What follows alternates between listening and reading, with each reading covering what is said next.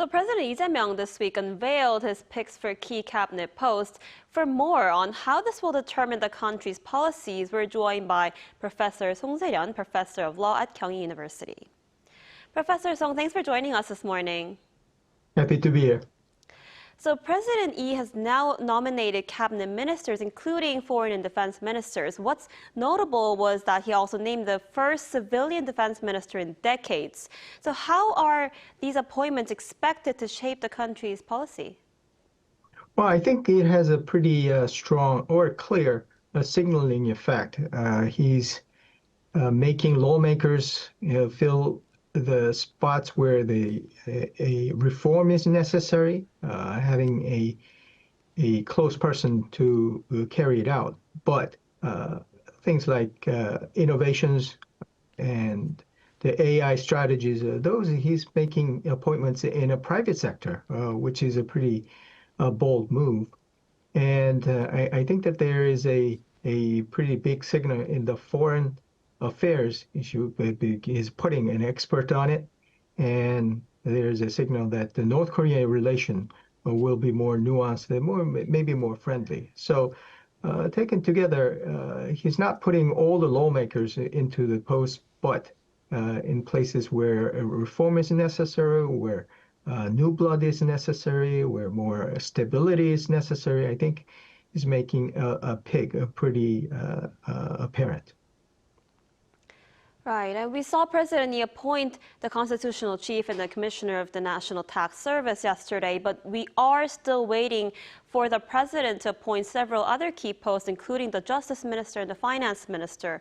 So why is this taking so long, and when can we expect them to be named? I think the vetting process is taking a long time. I mean, we can see that the prime minister selection is going through pretty rough patches. I think that there is a consideration that the vetting process for the key posts has to be very exacting and should avoid any kind of scandals going on. So I think that there is that vetting process kind of pause in it.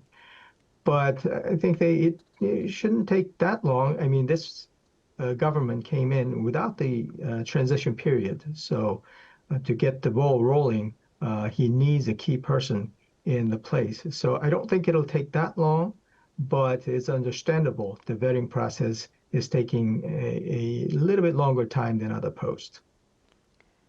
Right, and like you mentioned, the final confirmation hearing for Prime Minister nominee Kim Min-seok ended Wednesday without resuming, following clashes between rival parties. And the public also appears to be sharply divided over this nomination. What's your take on this?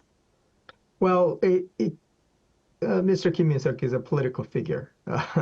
And I think this kind of contention, I think it was expected. But I think that the public wants a transparency in this very important post. So recent things going on with Mr. Kim Min-seok and a little bit of hesitancy in divulging what has been going on, his affairs, probably is making people kind of making a pause whether it was a very transparent move to do that. I think that President Lee Jae Myung has to answer to that kind of expectation. His appointment has to be pretty clear and scot-free, so that the people will say they're going forward, that the first important post is something without that kind of rough patches, and people can point to that.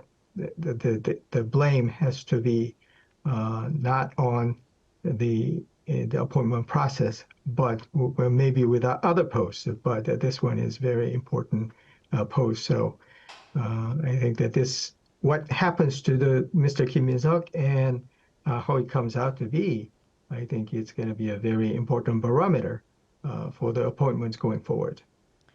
Right, we'll have to see how that turns out. And also unexpected was the appointment of former executives from the country's tech giants, with the former Naver CEO tapped as the Minister of SMEs and Startups, and an AI strategist for the LG Group as the Science Minister. A bold move, as you mentioned. What are your thoughts on this? I think it's also a very strong signal. Private sector in there, and would have been a very bad sight if you see lawmakers or longtime bureaucrats taking a post in this very innovation-needed post. So I think it's a fresh and good move, but of course there's a caution that Naver or one of the conglomerate personnel coming in there, maybe that might cause some imbalance in the private sector, and maybe people will remember the past selections from the private sector struggling within the government and the bureaucratic environment. But you got to try making some key innovations, and whether it is a surprise or not, I think that this kind of experiment, if it is pretty necessary. I mean, in the ministries, in Korean ministers, it don't last that long, and the average term is about 1 year. So maybe if this experiment doesn't pan out, maybe there will be a new person coming in. But I think that it is a worthy experiment. All right, and as for the special probe into former President Yoon Suk-yeol, will we be able to see him appear in court tomorrow, and is the investigation picking up speed? I think this is a very important season for former President Yoon Suk-yeol, and we've seen his willingness to defend himself in the courtroom and making arguments himself. So I wouldn't be surprised if I see him in a courtroom making, again, passionately what he believed in. But since the big decision has been already made in the Constitutional Court,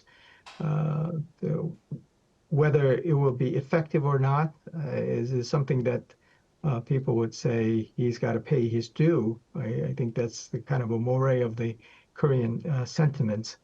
But we are not looking at the Constitutional Court where they're setting a timeline or the deadline because of the election schedules. I think that the pace probably may not be that fast, but I think the court is looking at a proceeding where all the dots are covered, and maybe they'll be more deliberate about their processes. Right, we'll have to see how that plays out. All right, Professor Song, thank you so much for your insight today. We appreciate it. My pleasure. Thank you.